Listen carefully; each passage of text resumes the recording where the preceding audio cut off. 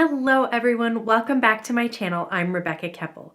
In today's video, I am super excited to be able to share with you a brand new collection from Waffle Flower that combines stamps, stencils, and dies to create the most beautiful layered effects. If you love seeing new card making supplies and new techniques on how to use them, please subscribe to my YouTube channel. I have tons more coming this year and I'm super excited about all of it. But for now, let's dive right in and take a look at these brand new products from Waffle Flower. This is the brand new Waffle Flower Love Letter stamps, stencils, and dies.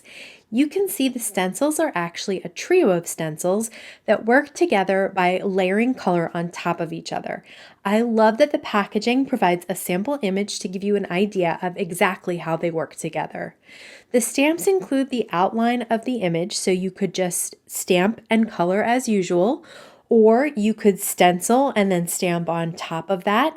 The stamps also include a block of sentiment strips that are in a label maker font.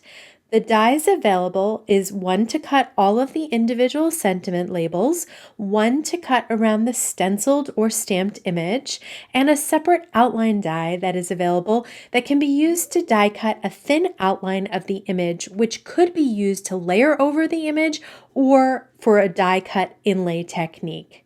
Even if you're not an advanced card maker or stenciler, these products are really easy to combine to create the most beautiful artistic looks. I'm going to share step by step how to use all of them together to create a really pretty card. The back of the stencil packaging shows what each stencil creates and shows the guideline around the images that lines up with the 5.5 by 4.25 piece of cardstock. This is stencil number 1 and it's labeled as such and also has some description of what's included on that stencil and color suggestions too. Here you can see the guideline that you need to line up with your horizontal A2 cardstock. Before I place my stencil down, I'm going to spray it with a bit of Thermoweb's Pixie Spray to hold it in place. I also like working on my Waffle Flower water media mat because the silicone grips the cardstock and it's smooth when you're ink blending off the side. So I spritz a bit of Pixie Spray behind the stencil and then lay the cardstock down on the mat and line up the stencil on top of that. For my roses, I'm starting with Spun Sugar Distress Oxide ink. For the nails of the hand, I'm using Picked Raspberry, and for the little heart, I'm using Festive Berries. Now it's time to work on the leaves. I'm going to use Mowed Lawn for this layer of the leaves. When you're working on the leaves, be careful not to get green on your pink roses. You could cover up the already inked areas with a piece of scratch paper or some washi tape, but I just tried to keep my blending on the leaves. Most things on the stencil are spread out enough that this is not a problem. Once all of stencil number 1 is colored in, you can peel it off and set it aside. Now it's time to line up stencil number 2. This time I'm not using the guideline on the outside. I'm using the roses to see where to line up the openings for these leaves. This is easy to do and it's definitely simpler to line this up than a typical layered stamp where it can be really hard to see. For these leaves, I'm going to start with Mowed Lawn again, but then I'm going to add in some Pine Needles Distress Oxide ink.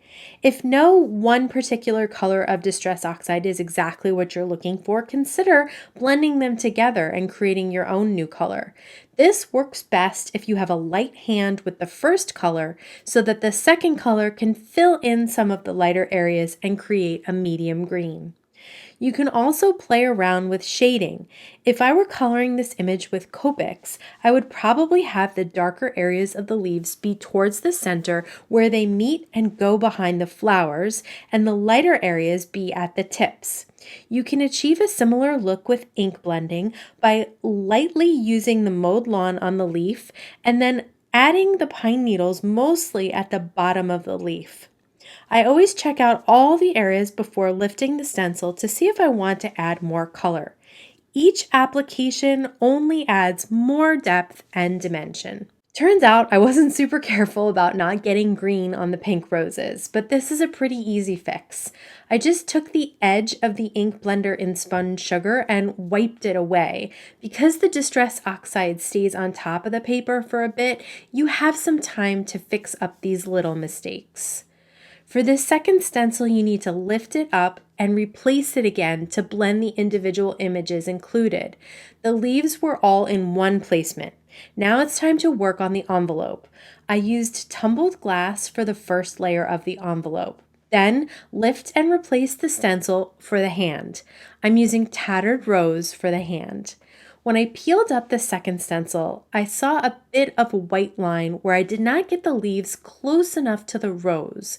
So I replaced the first stencil for a second, being sure to leave open the white line and not cover it up with the stencil, and then go back in with some more spun sugar to cover up that white line and to connect the rose with the leaf. Now it's time for the third stencil. This layer has detail layers for the roses and leaves and shadow layers for the hand and envelope. So first I line it up with the roses and use picked raspberry to add this detail layer to all three flowers. The beauty of layered stencils is that they help you create these shaded, detailed images without needing to know anything about shading or light sources. For the shadow on the envelope, I'm using speckled egg, and for the shadow on the hand, I'm using tea dye. To create the shading on the leaves, I'm using the darkest green I have, Rustic Wilderness, and I'm using the foam tilted to the side so as not to cover the whole detail layer with a fully dark layer of ink. I love the way this layered stencil creates a beautifully colored in image with barely any work. You could use the image stamp to stamp a black outline so it really looks like you colored this image in yourself, or you could stamp and heat emboss in a pretty metallic color of embossing powder. But I decided to cut out the image with the matching dye by temporarily adhering the dye around the whole image with some purple tape and running it through my die cut machine. I'm also going to use the available outline die. And since this is so delicate, I'm going to use some ThermWeb Easy Cut adhesive, which is a thin double-sided adhesive sheet. Peel off one protective layer of the Easy Cut adhesive and lay the cardstock, I'm using plain white cardstock today, on the open adhesive, lining it up with the corner. Then replace the protective layer with the waxy side down to make it easier to trim off the excess with nonstick scissors. Now you have a piece of cardstock with an adhesive layer on the back. Line up your die with the cutting edge face down on the cardstock side and run it through your die cut machine. I usually like to use a metal shim when I cut with Easy Cut on the back, but I didn't think of it this time, so I need to carefully punch out all those little inner pieces that we don't need. I really don't want to rip the die cut, so I'm being very gentle when I'm doing this. Sometimes it's easiest to pull off the protective backing to get the last little bits removed. Some of these last tiny bits needed a bit more encouragement to come out, so I keep my Spellbinders tool-in-one handy near my die cut machine for just this type of job. Now I can layer this outline die cut on top of my die cut stenciled image, and I love the look of the white lines outlining the layered inked image. For a special touch, I'm using a trick taught to me by one of my favorite card makers, Kelly Cool. She doesn't do videos, but you can see her cards on Instagram under the handle kelly.a.cool. Anyways, I'm going to use a quickie glue pen to draw some details on the lighter parts of the rose. I'm following the shape of the lightest part of the rose and creating a smaller, similar shape with the glue pen. Once I finish a flower, I pour the Simon Says stamp Unicorn Dust glitter, which is a very fine iridescent glitter, on top and then tap off the excess. A great thing about adding the die cut on top of your image is that you can easily contain things like a little bit of Tonic Studios Nouveau Jewel Drops to brighten up the little heart envelope seal. To create the sentiment, I'm going to use the block of labels in my mini Misty on some white cardstock. I'm using Worn Lipstick Distress Oxide ink. To get really full and complete coverage, you may need to stamp this multiple times, which is why a stamp positioner is absolutely key here. But once I get it fully covered, I love the white type in the pink background. It's easy then to line up the die. Just make sure you have about the same margin on the top, bottom, and sides of the sentiments, and hold it in place with purple tape when you run it through your die cut machine. I'll keep all these extra little labels that I don't use on this card in the back of the die pocket for future projects. I want my stenciled image to stand out even more, so I'm adding a bunch of foam tape to the back, even cutting some tiny pieces to go behind the outermost leaves so nothing gets bent.